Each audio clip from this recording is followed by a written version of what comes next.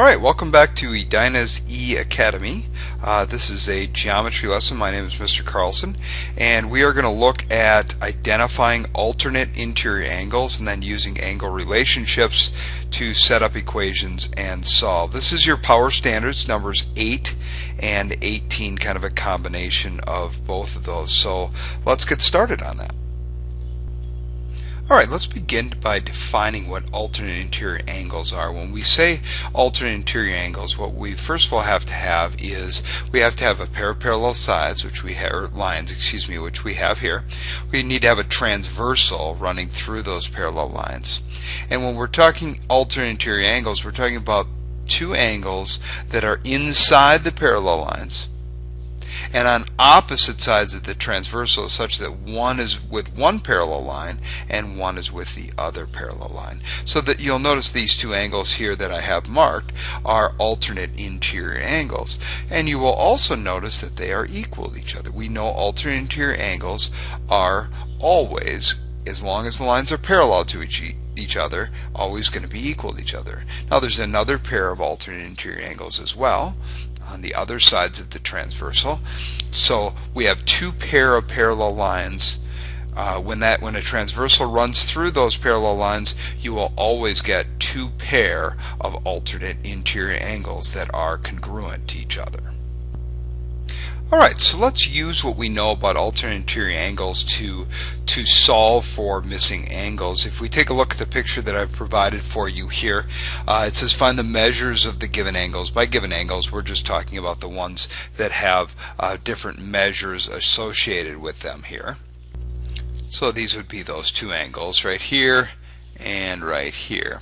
So what I would like to do now is I'd like you to just pause the video, and before we continue on, see if you can set up an equation involving those two algebraic expressions for the angles that we have shown here.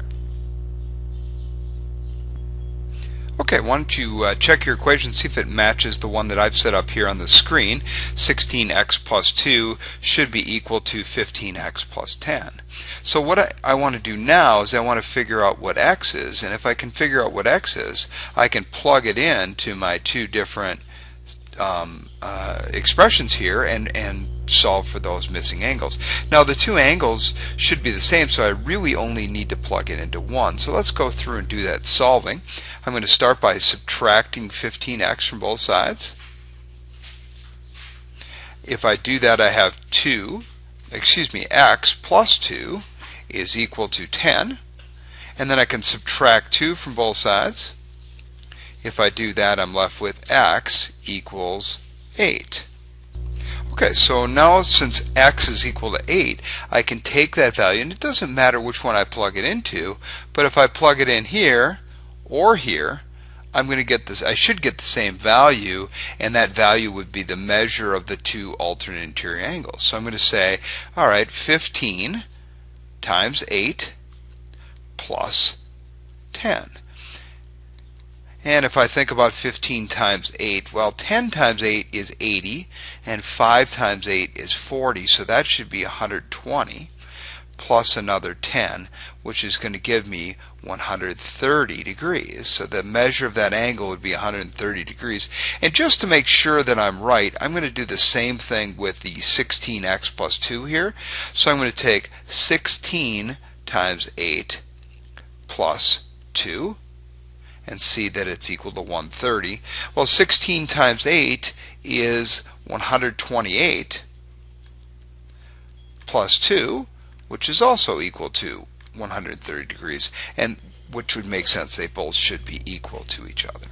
Okay, so there we've solved for the measure of alternate interior angles when given algebraic expressions for each of the angles.